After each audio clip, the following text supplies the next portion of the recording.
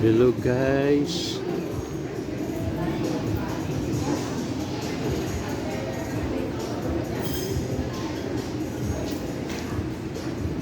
Nindot po do.